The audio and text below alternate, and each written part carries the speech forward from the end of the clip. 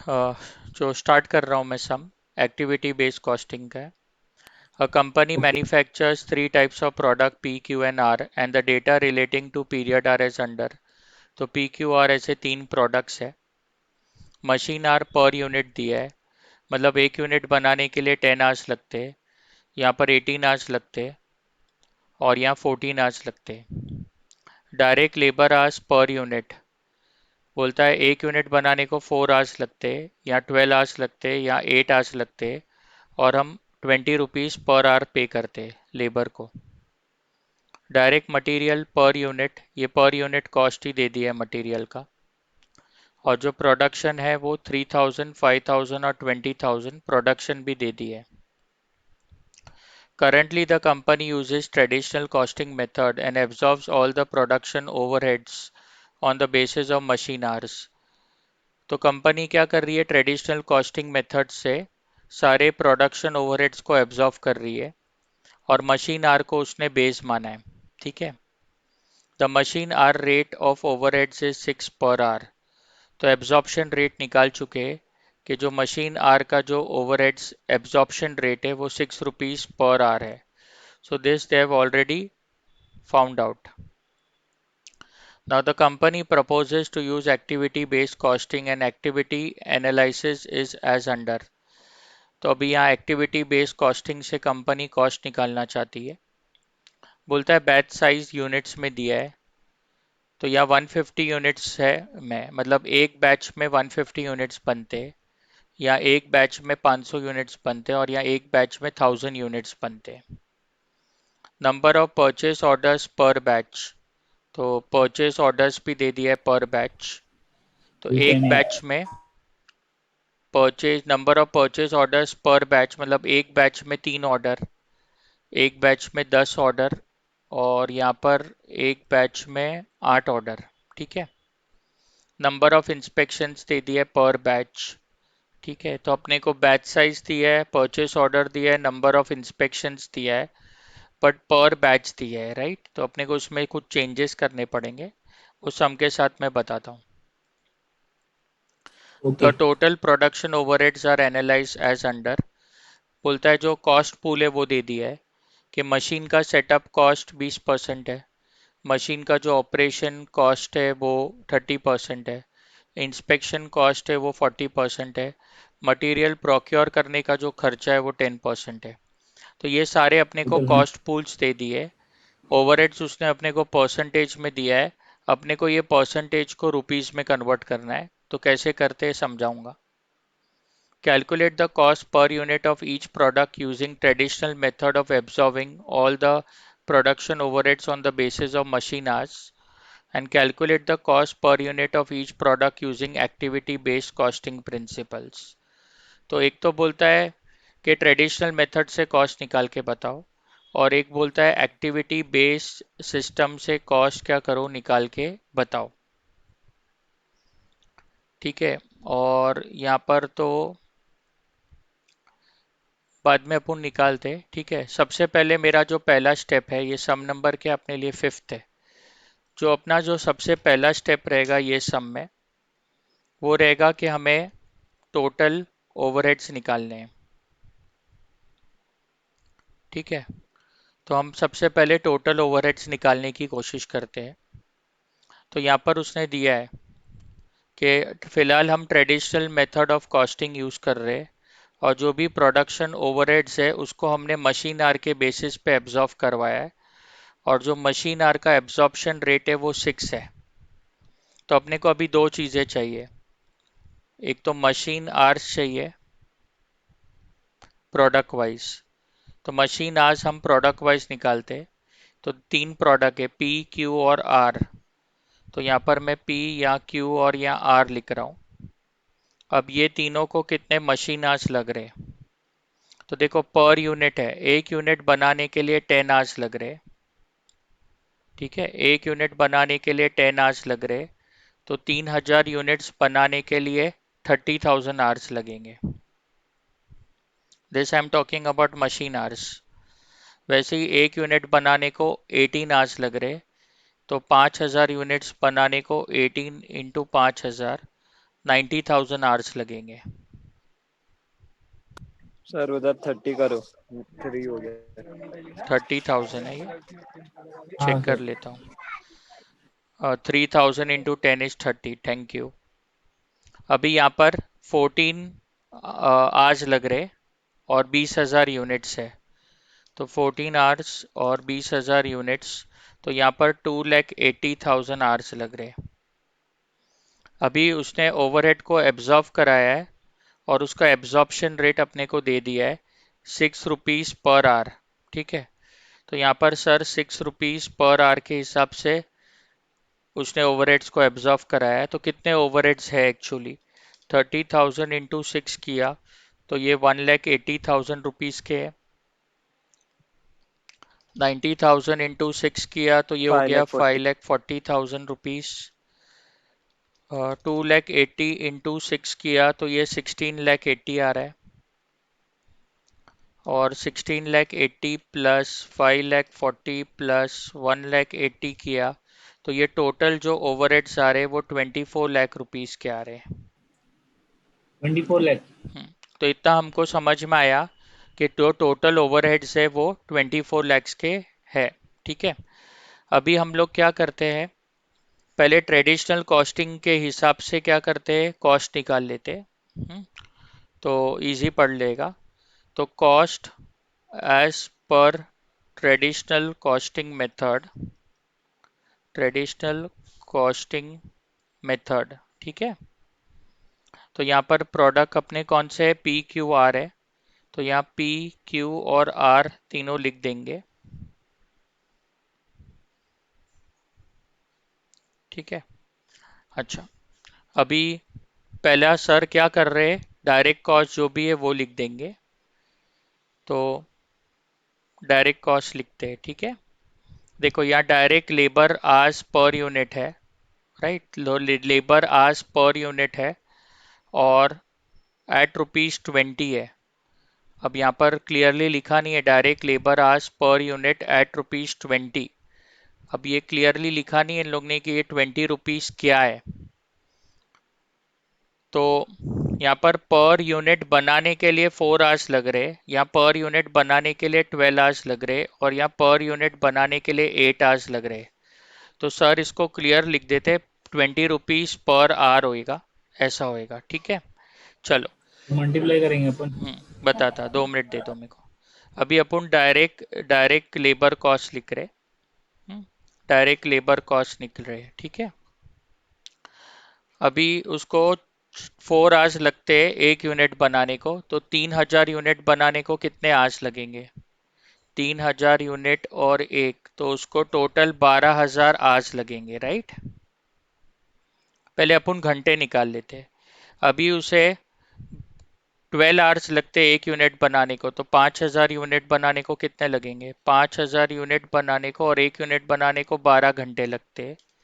तो 5,000 इंटू 12, मतलब मैं बोल सकता यहाँ उसको 60 लेबर आवर्स लग रहे।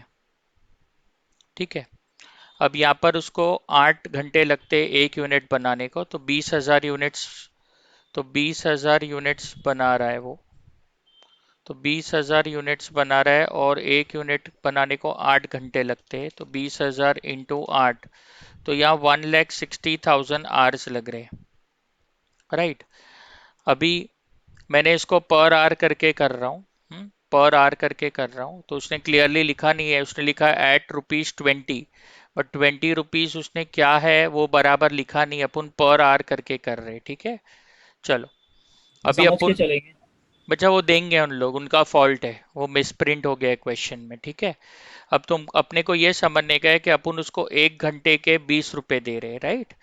तो अगर उसने 12,000 घंटे किए तो ₹20 के हिसाब से पेमेंट देंगे, यहाँ भी ₹20 के हिसाब से और यहाँ भी ₹20 के हिसाब से उसको पेमेंट देंगे।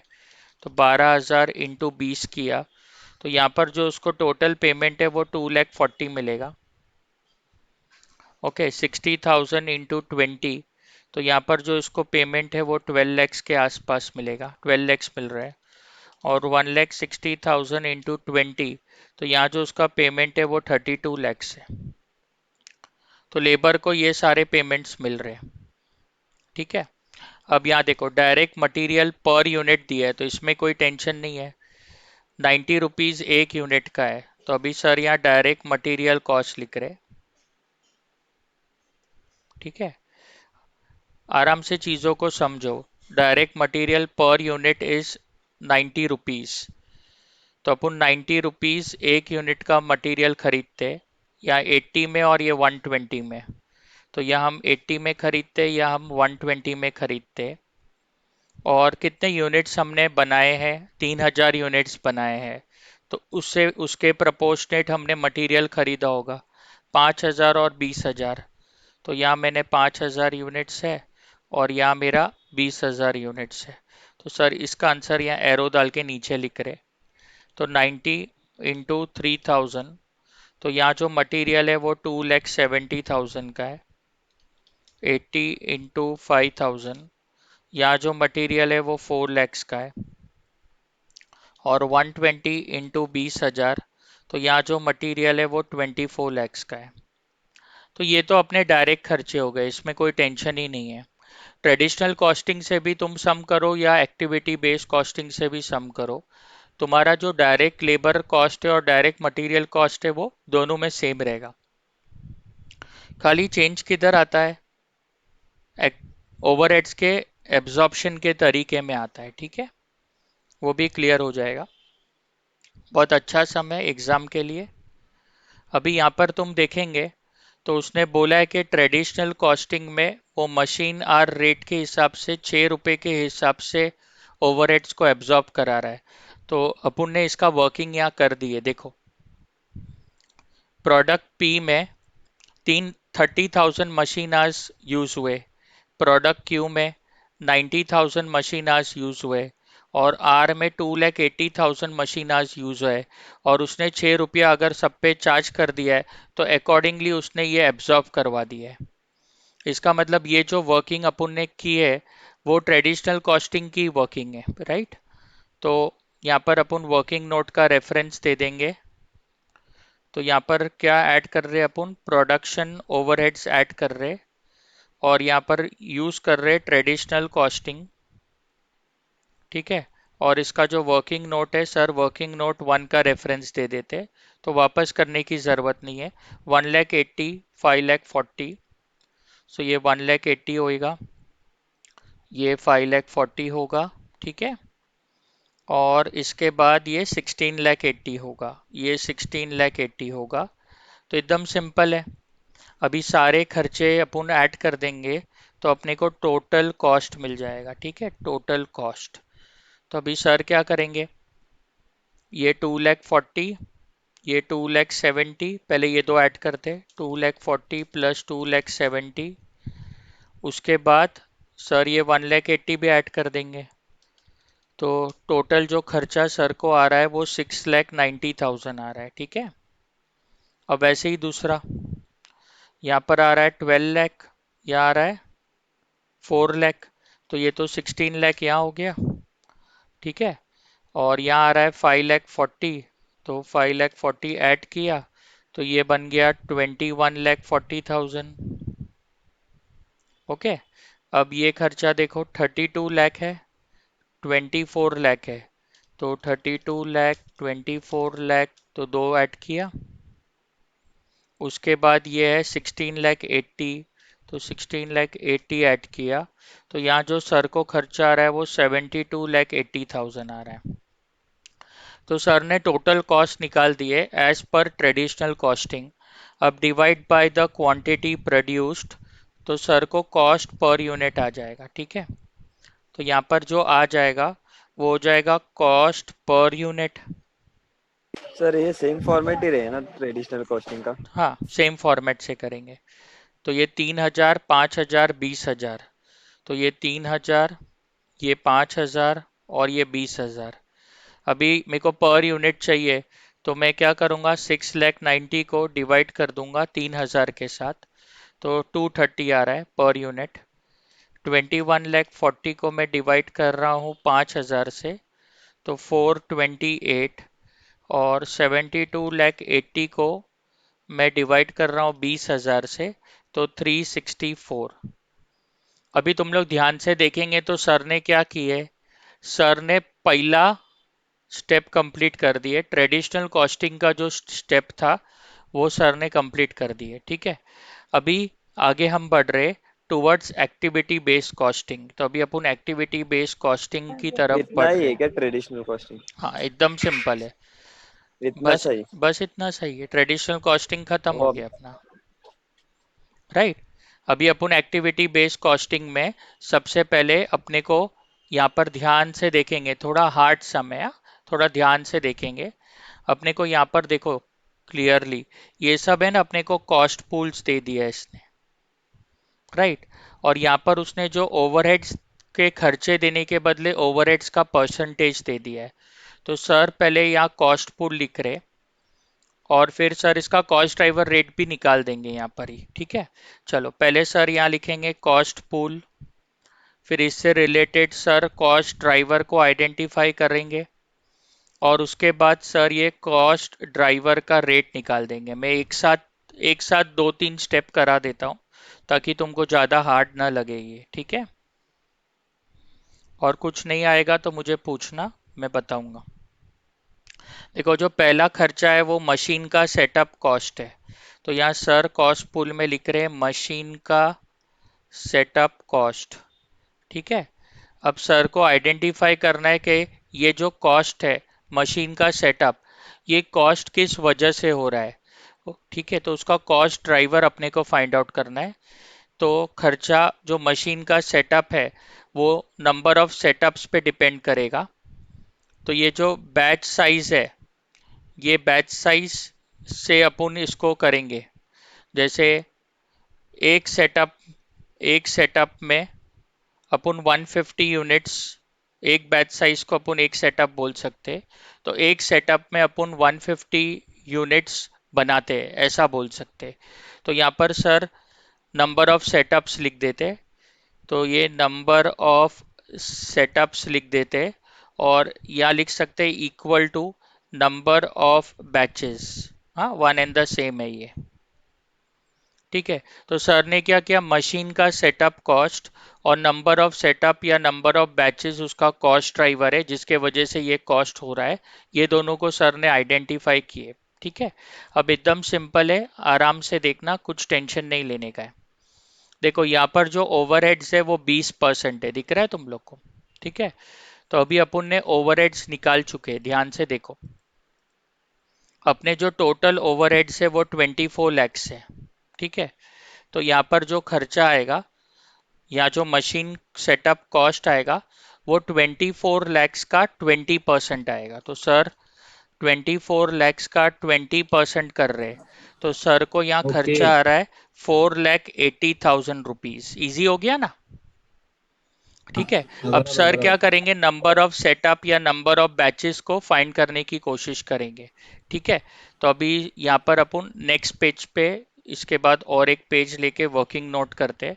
Working note 1, sir number of batches या सेटअप को निकालने की कोशिश कर रहे, प्रोडक्ट वाइज कर लेते। राइट, पी क्यू और आर तीन प्रोडक्ट है, तो सर यहाँ पी लिख रहे, यहाँ क्यू लिख रहे, यहाँ आर लिख रहे। अब ध्यान से समझेंगे, एक सेटअप करने के लिए एक सेटअप में अपन 150 यूनिट्स बनाते हैं। तो सर यहाँ पर थोड़ा सा वर्किंग कर देते, फिर तुमको समझ जाएगा। सर पी का थोड़ा डिटेल में करते। एक सेटअप जब सर करते मशीन का जब सर एक सेटअप करते हैं तो सर वो सेटअप करने में 150 यूनिट्स बना देते सीधा। ठीक है, एक बार तुमने मशीन को सेटअप कर दिया, उसके बाद जब मशीन तुम ऑन करेंगे तो सीधा 150 यूनिट्स बन जाएंगे ये मशीन में। ठीक है, तो एक सेटअप में सर 150 यूनिट्स बना सकते। अब आराम से देखेंगे कि पी प्रोडक्ट कितना बनता है। राइट, तो पी प्रोडक्ट तुम देखेंगे तो 3,000 यूनिट्स बनते, दिख रहा है। तो पी प्रोडक्ट के 3,000 यूनिट्स अगर बनते हैं, 3,000 यूनिट्स अगर पी प्रोडक्ट के बनते हैं तो कितने सेटअप की ज़रूरत पड़ेगी। तो 3,000 इंटू 1 डिवाइड बाय 150, तो 3,000 डिवाइड बाय 150, तो सर को यहाँ पर 20 सेटअप्स की ज़रूरत पड़ेगी। राइट। अभी वैसे ही सर क्यू का कर सकते, तो इसको अपन रब कर देते। राइट। वीडियो यूट्यूब पे भी डाल दूंगा कि तुम लोग को बार बार देखना है तो देख सकते। अब क्यू की बात करते। क्यू देखो 500 है, 500 मतलब एक सेटअप में तुम 500 यूनिट्स बनाते हो, ठीक है। चलो अभी अपन एक सेटअप में 500 यूनिट्स बनाते हैं। अब क्यू में टोटल कितने यूनिट्स है? 5000 यूनिट्स है। तो क्यू में टोटल 5000 यूनिट्स है, तो सर को कितनी बार सेटअप करना पड़ेगा? तो 5000 सर डिवाइड बाय 500, तो सर को 10 सेटअप्स करने पड़ेंगे क्यू में, ठीक है। अब अभी सर ये भी रब कर देते। अब इसके बाद अपन किस पे जाते? आर पे। आर पे देखो 1000 है, 1000 मतलब तुम एक सेटअप करते हो तो तुम सीधा 1000 यूनिट्स बना देते हो। तो यहाँ पर तुम एक सेटअप करते हो तो सीधा 1000 यूनिट्स बना लेते हो। अब आर में तुमने तो 20,000 यूनिट्स है, तो आर में तो तुम्हारे 20,000 यूनिट्स है, तो तुमने कितनी बार सेटअप किया होगा? तो सर 10। 20,000 डिवाइड बाय 1000 किए तो 20 सेटअप्स हुए। कितने हुए? राइट। अभी कितनी अच्छी बात हो गई, अपने को टोटल सेटअप्स भी मालूम है। देखो 20, 30, 40, 20, 40, 50 सेटअप्स, टोटल कितने सेटअप्स है? 50 सेटअप्स है। तो अभी सर यहाँ आएंगे और यहाँ पर सर लिख देंगे कि भाई 50 सेटअप्स है। 50 सेटअप से एकदम इजी तरीके से मैं सम बता रहा हूँ। अब सर एक झटके में कॉस्ट ड्राइवर रेट निकालेंगे, इसको इससे डिवाइड करेंगे। तो 4,80,000 को सर 50 से डिवाइड करेंगे, तो 4,80,000 को डिवाइड किया 50 से, तो 9,600 रुपीज खर्चा आ रहा है पर सेटअप का, ठीक है। तो सर जब एक बार सेटअप करते हैं मशीन का, तो सर को 9,600 रुपये का खर्चा आता है, ठीक है। तो एकदम सिंपल हो गया, अपन ने सब सिस्टमेटिकली कर रहे, ठीक है। अब नेक्स्ट है सर, देख रहे मशीन ऑपरेशन कॉस्ट है और ये 30% है। तो सर यहाँ पर क्या लिखेंगे? मशीन का ऑपरेशन कॉस्ट, मशीन का ऑपरेशन कॉस्ट। अब थोड़ा सा दिमाग वापरेंगे कि मशीन का जो ऑपरेशन कॉस्ट है वो किस पे डिपेंड करता है। तो अपने को मालूम है मशीन का जो ऑपरेशन कॉस्ट है वो मशीन के आवर्स पे डिपेंड करता है। अच्छा, अब मशीन का ऑपरेशन कॉस्ट का ओवरहेड्स देखो 30% दिया है, तो सर क्या करेंगे? यहाँ पर ओवरहेड्स देखेंगे 24 लैक्स है। सो सर 24 लैक्स का 30% कर रहे। 24 लैक्स का अगर सर ने 30% किया तो सर को यहाँ आया 7,20,000 रुपीज, राइट। और सबसे अच्छी बात मशीन आज की क्या है बताऊं? अपन ने उसको कैलकुलेट कर दिया है पहले से ही। देखो यहाँ पर सर ने मशीन आज पहले से ही कैलकुलेट कर दी है, तो सर इसका टोटल नहीं ले सकते क्या? तो देखो 30,000 घंटे पी लेता है, 90,000 क्यू लेता है, ओके, और 2,80,000 आर लेता है। तो टोटल जो सर को मशीन आवर्स मिल रहे हैं वो 4 लाख आवर्स मिल रहे हैं। तो अच्छी बात है, ये तो अपने को कैलकुलेट पहले से ही किया हुआ है। तो यहाँ पर हाँ। सर 4 लाख आवर्स लिख देंगे। क्या लिख देंगे? 4 लाख आवर्स लिख देंगे। अभी सर फटाफट कॉस्ट ड्राइवर रेट निकालेंगे, तो 7,20,000 को सर 4 लाख आवर्स के साथ डिवाइड कर रहे हैं, ठीक है। तो 7,20,000 को सर 4 लाख आवर्स के साथ डिवाइड किए तो 1.8 रुपीज पर मशीन आर आ गया। तो ये अपना कॉस्ट ड्राइवर का रेट आ गया, ठीक है। अब सर आगे जा रहे। अब यहाँ पर आ रहा है इंस्पेक्शन का कॉस्ट और 40% बोला है, तो सर पहले यहाँ थर्ड लिख देते कि ये हो गया इंस्पेक्शन का कॉस्ट, ठीक है। अब सर सोचेंगे इंस्पेक्शन का कॉस्ट है तो किस पे डिपेंड करेगा? तो नंबर ऑफ इंस्पेक्शंस पे डिपेंड करेगा। देखो नंबर ऑफ इंस्पेक्शंस पे डिपेंड करेगा। तो सर ने कॉस्ट ड्राइवर आइडेंटिफाई किया नंबर ऑफ इंस्पेक्शंस, ठीक है। तो सर ने कॉस्ट ड्राइवर आइडेंटिफाई किया, अपन पॉज करके वापस रिजॉइन कर रहे, ठीक है।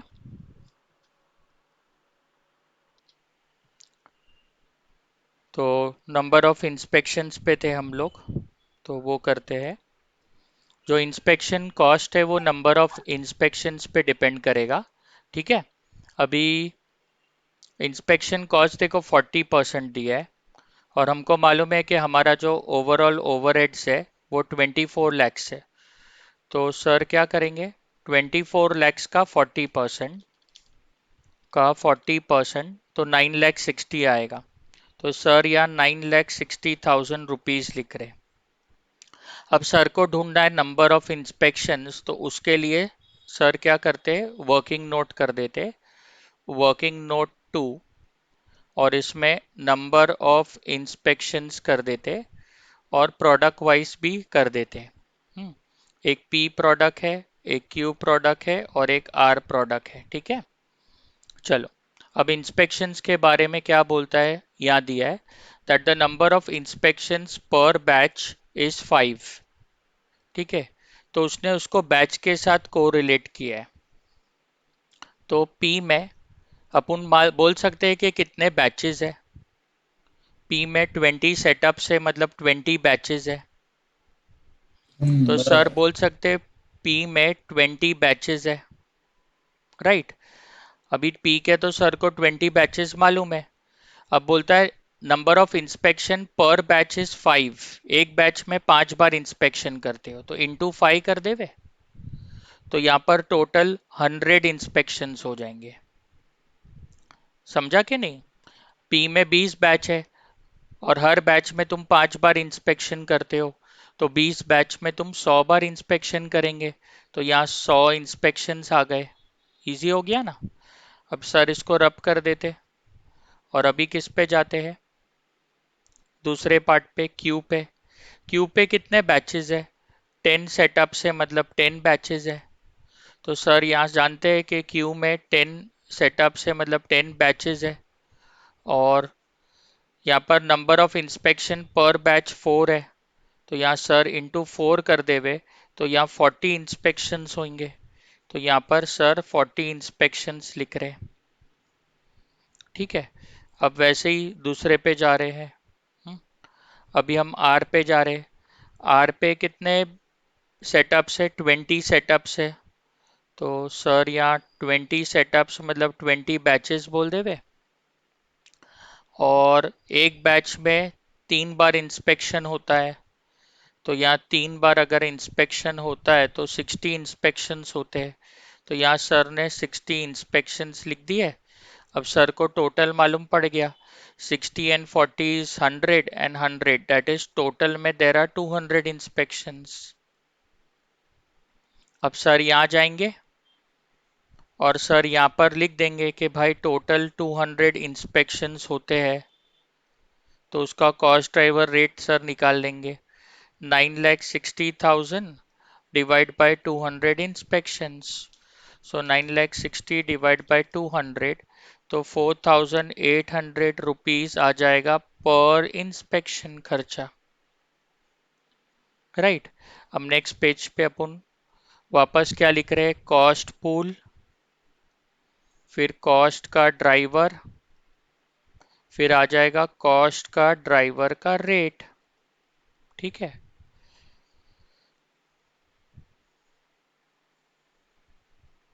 चलो अभी नेक्स्ट आइटम क्या है, मटेरियल प्रोक्योरमेंट रिलेटेड कॉस्ट। तो सर फोर्थ में लिख रहे हैं कि सर को जो कॉस्ट पूल है वो है मटेरियल प्रोक्योरमेंट कॉस्ट, मतलब मटेरियल का खरीदने का कॉस्ट। हम मटेरियल का खरीदने का कॉस्ट किस पे डिपेंड करेगा, उसके परचेस ऑर्डर पे, राइट। जितनी बार अपन ऑर्डर प्लेस करेंगे उससे रिलेटेड ये कॉस्ट है। तो सर ने कॉस्ट ड्राइवर भी आइडेंटिफाई कर लिया, number of purchase orders, right. अब सर यहाँ देख रहे हैं कि यहाँ 10% खर्चा है ओवरहेड्स का, तो ओवरहेड्स 2,40,000 थे, तो उसका 10% सर कर दिए, तो 2,40,000, 24 लैक्स थे तो उसका 10% सर कर लिए, तो 2,40,000 हुआ। आई थिंक 24 लैक्स ही था ना। तो सर ने 24 लैक्स का 10% किए, तो 2,40,000 हो गया। अब सर नेक्स्ट वर्किंग नोट में नंबर ऑफ परचेस ऑर्डर निकालेंगे। तो वर्किंग नोट 3 में सर क्या निकालेंगे, नंबर ऑफ परचेस ऑर्डर्स। ठीक है, अब इसमें P है, Q है और R है। ठीक है, चलो अभी देखते हैं उसके बारे में क्या बोलता है। देखो नीचे दिया है नंबर ऑफ परचेस ऑर्डर्स भी बैच वाइज दिया है, 3 है। अच्छी बात है ना, बैच वाइज दिया है तो, क्योंकि अपन ने बैचेस पहले से ही निकाल के रख दिए। पी में कितने बैचेस है देखो, 20 बैचेस है, राइट। तो पी में 20 बैचेस है, राइट। और नंबर ऑफ परचेस ऑर्डर पर बैच 3 है, तो एक बैच में 3 बार ऑर्डर प्लेस होता है। तो टोटल तुम 60 ऑर्डर्स प्लेस करते हो, तो यहाँ 60 ऑर्डर्स तुम लिख दो, 60 ऑर्डर्स तुम यहाँ लिख दो। ठीक है, अभी हम नेक्स्ट पे जा रहे हैं। तो नेक्स्ट हमारा क्यू है। क्यू में कितने बैचेस है, तो क्यू में 10 बैचेस है, 10 सेटअप्स है। तो क्यू में सर ने 10 बैचेस लिख दिए। ठीक है, अब पर बैच 10 है ऑर्डर्स, तो यहाँ पर बैच 10 ऑर्डर्स है, तो टोटल यहाँ 100 हो जाएगा। तो यहाँ पर 100 ऑर्डर्स अपन प्लेस कर देंगे। ठीक है, अब सर आर की तरफ जाएंगे, तो इसको भी रब कर देते। अब आर की तरफ जाएंगे, आर में कितने बैचेस थे, 20 थे। तो आर में अपने को मालूम है 20 बैचेस है। ठीक है, और नंबर ऑफ परचेस ऑर्डर्स कितने हैं, पर बैच 8 है। तो यहाँ पर नंबर ऑफ परचेस ऑर्डर्स 8 हुए, तो 160। तो यहाँ तुम 160 परचेस ऑर्डर्स करेंगे, फिर तुम टोटल कर सकते हो 160 और 160, तो 320 ऑर्डर्स हो गए। अब सर को नंबर ऑफ ऑर्डर्स मिल गए 320, तो सर ने यहाँ 320 ऑर्डर्स लिख दिए। अब सर क्या करेंगे, 2,40,000 को डिवाइड कर देंगे 320 के साथ। सो 2,40,000 को अगर डिवाइड किया 320 के साथ, तो 750 रुपीज आ जाएगा पर परचेस ऑर्डर। ठीक है, तो यहाँ तक समझ रहा है।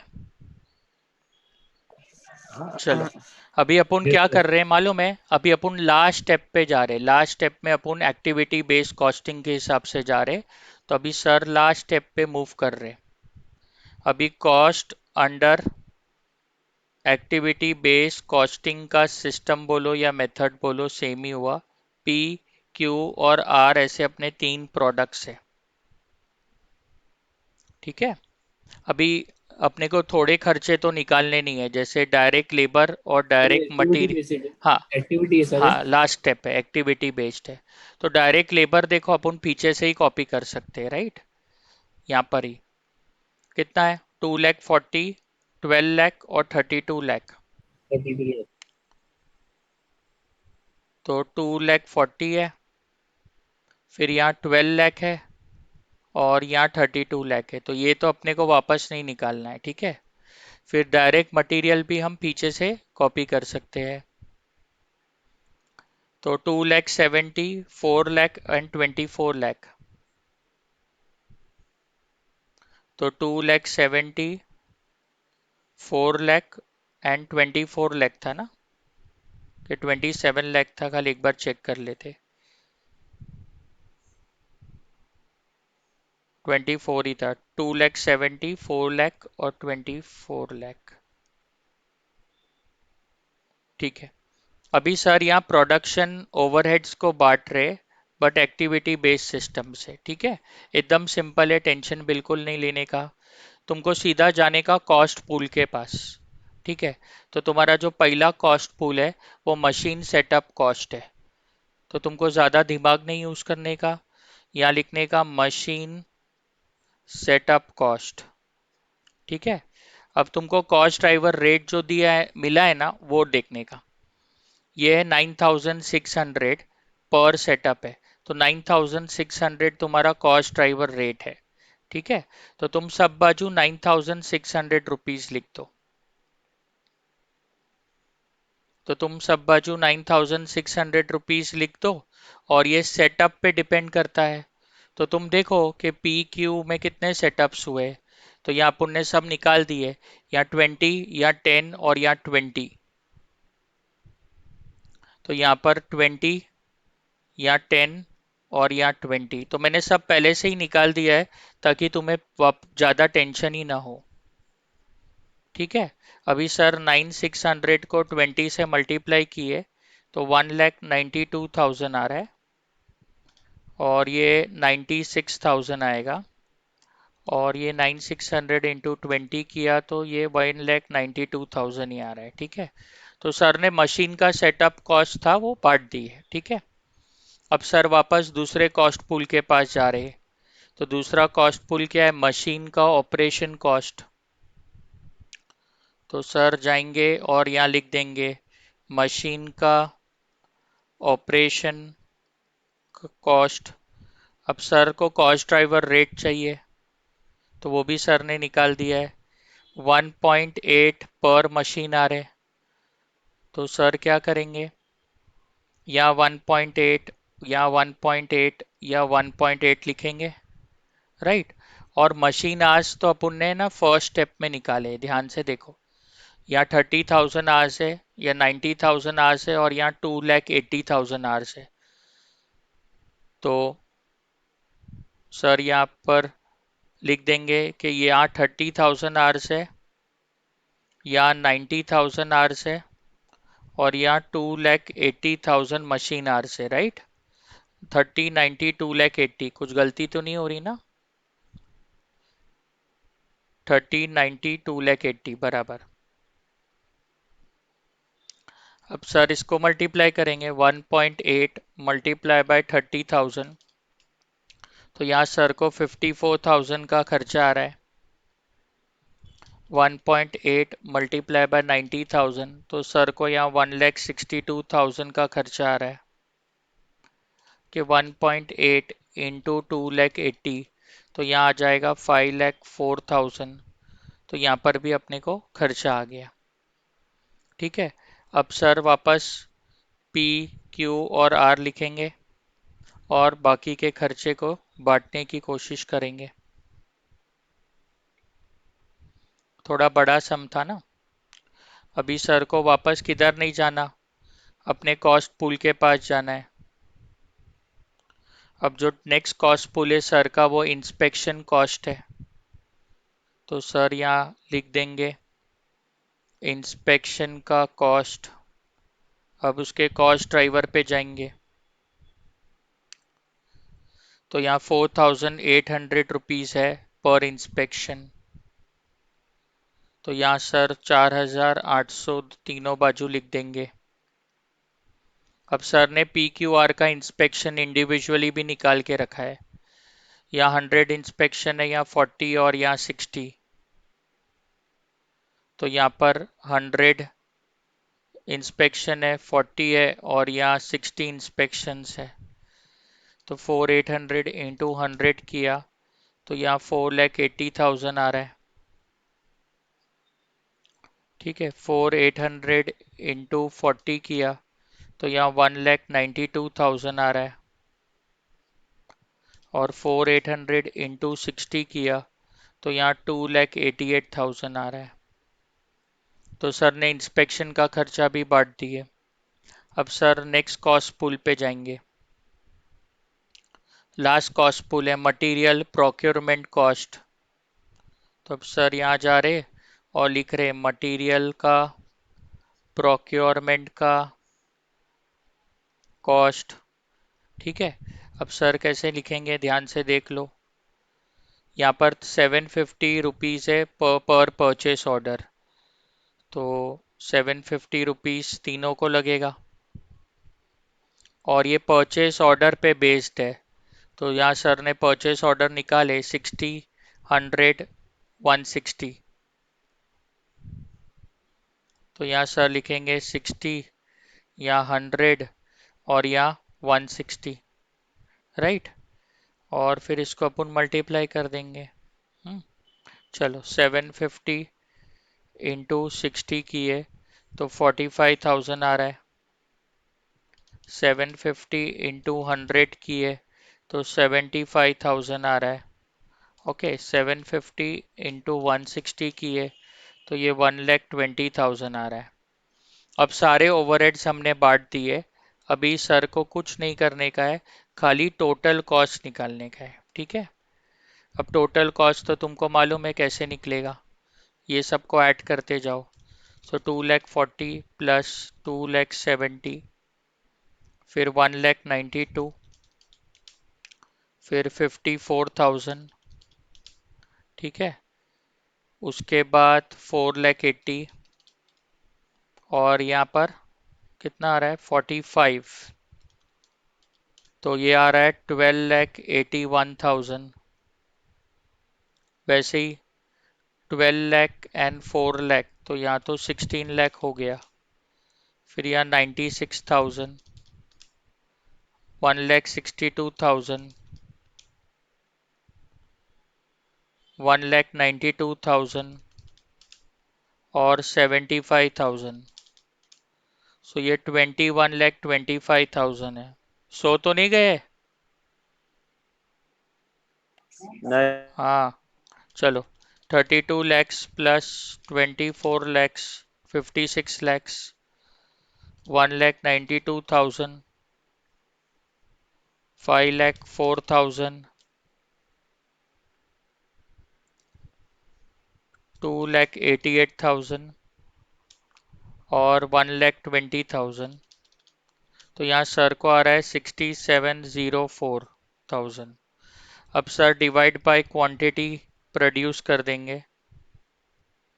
तो क्वांटिटी प्रोड्यूस 3,000, 5,000 और 20,000 है। तो 3,000, 5,000 और 20,000। अब सर को जो कॉस्ट आएगा वो पर यूनिट आएगा, बट एक्टिविटी बेस्ड कॉस्टिंग के मेथड के थ्रू। 12,81,000 डिवाइड बाय 3,000 तो 427 आ रहा है। 2,125,000 डिवाइड बाय 5,000 तो यहाँ 425 आ रहा है। और 67,04,000 डिवाइड बाय 20,000 तो यहाँ सर को 335.20 आ रहा है। एक बार लास्ट चेक कर लो, 335.2 आ रहा है। तो देखो, एक्टिविटी बेस्ड कॉस्टिंग के हिसाब से कॉस्ट ये सब आ रहा है 427, 425, 335। और अगर हमने एक्टिविटी बेस्ड कॉस्टिंग नहीं किया होता और ट्रेडिशनल कॉस्टिंग किया होता तो कॉस्ट 230, 428 और 364 आ रहा है।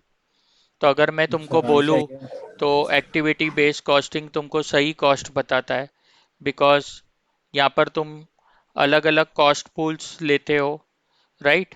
फिर जो प्रोडक्ट वो पर्टिकुलर कॉस्ट पूल की सर्विस लेता है, वो प्रोडक्ट के ऊपर वो ओवरहेड तुम चार्ज कर लेते हो।